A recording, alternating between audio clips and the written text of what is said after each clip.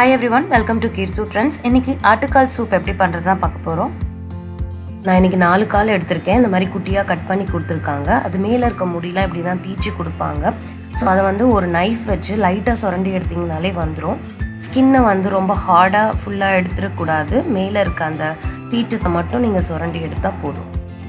Even தீச்சு இருந்தாலும் சில இடத்துலலாம் முடி இருக்கும். அந்த இடத்த மட்டும் நல்லா க்ளீன் பண்ணிக்கோங்க. அப்படி சரியா வரல அப்படின்னா அந்த லேயர் மட்டும் லைட்டா கட் பண்ணி எடுத்துருங்க. இந்த மாதிரி க்ளீன் பண்ணிவிட்டு மஞ்சள் கல்லுப்பு சேர்த்து இன்னொரு வாட்டி நல்லா வாஷ் பண்ணிக்கோங்க. வாஷ் பண்ணிவிட்டு ரன்னிங் வாட்டரில் வாஷ் பண்ணுங்கள். ரன்னிங் வாட்டரில் வாஷ் பண்ணும்போது சைடில் எந்த கேப் இருந்தாலும் அதெல்லாம் வந்து நல்லா நீக்கிட்டு வாஷ் பண்ணுங்கள். அப்போ தான் அது உள்ளே முடி இருந்தால் கூட நமக்கு வெளியில் வந்துடும். இது க்ளீன் பண்ணுறது தான் கொஞ்சம் ப்ராசஸ் பெருசாக இருக்க மாதிரி இருக்கும். பட் இது சூப் ப்ரிப்பேர் பண்ணுறதெல்லாம் ரொம்ப ஈஸி. இது குழந்தைங்களுக்கு ரொம்பவே நல்லது, எலும்புக்கு நல்லது. குழந்தைங்கள்லேருந்து பெரியவங்க வரைக்கும் கோல்டு, நெஞ்சு சளி அந்த மாதிரி கஷ்டப்படுறவங்க இந்த சூப் ரெகுலராக எடுக்கும் போது கோல்டு வந்து சீக்கிரமாக சரியாகும். சூப் செய்யறதுக்கு ஒரு குக்கரில் க்ளீன் பண்ணி வச்சுருக்க 4 காலையும் சேர்த்துக்கிறேன். உங்களுக்கு வேணும்னா நீங்கள் 2 கால் கூட சேர்த்துக்கலாம்.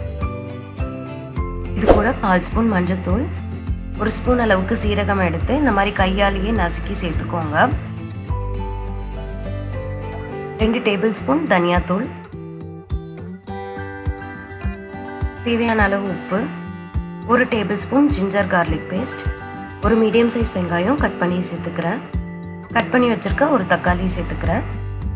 கொஞ்சம் கருவேப்பிலை சேர்த்துக்கிறேன். நான் குழந்தைக்கு பண்ணுறதால காரம் கொஞ்சம் கம்மியாக சேர்த்துருக்கேன். நீங்கள் பெரியவங்களுக்கு பண்ணுறீங்கன்னா மிளகு, தனியாலாம் நல்லா இடித்து சேர்த்துக்கோங்க. பச்சை மிளகா சேர்த்துக்கலாம். இன்னுமே காரம் அதிகமாக வேணும்னா ஒரு 1/2 டேபிள் ஸ்பூன் அளவுக்கு மிளகாத்தூள் சேர்த்துக்கோங்க.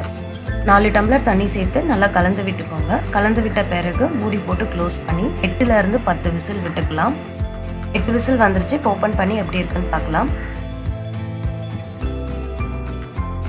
அவ்வளோதான், சூப் ரெடி ஆகிடுச்சு. இப்போ இந்த தண்ணி மட்டும் நீங்கள் ஃபில்டர் பண்ணிவிட்டு சர்வ் பண்ணலாம். இல்லை சூப் கொஞ்சம் திக்காக வேணும் அப்படின்னு நினச்சிங்கன்னா 1/2 டேபிள் ஸ்பூன் கார்ன்ஃப்ளவர் மாவை கொஞ்சம் தண்ணியில் சேர்த்து நல்லா கரைச்சி அந்த தண்ணியை வந்து இந்த சூப்பில் சேர்த்து ஒரு 5 மினிட்ஸ் லோ ஃப்ளேமில் வச்சு எடுத்திங்கன்னா உங்களுக்கு சூப் கொஞ்சம் திக் கன்சிஸ்டன்சியாக இருக்கும். சர்வ் பண்ணும்போது மிளகுத்தூள், கொத்தமல்லி சேர்த்து நல்லா ஹாட்டாக சர்வ் பண்ணுங்கள். இந்த வீடியோ உங்களுக்கு பிடிச்சிருந்தா லைக் பண்ணுங்கள், உங்கள் ஃப்ரெண்ட்ஸ் அண்ட் ஃபேமிலிஸ்க்கு ஷேர் பண்ணுங்கள். மறந்துடாமல் கீர் ட்ரெண்ட்ஸ் சேனலை சப்ஸ்கிரைப் பண்ணுங்கள். தேங்க்ஸ் ஃபார் வாட்சிங்.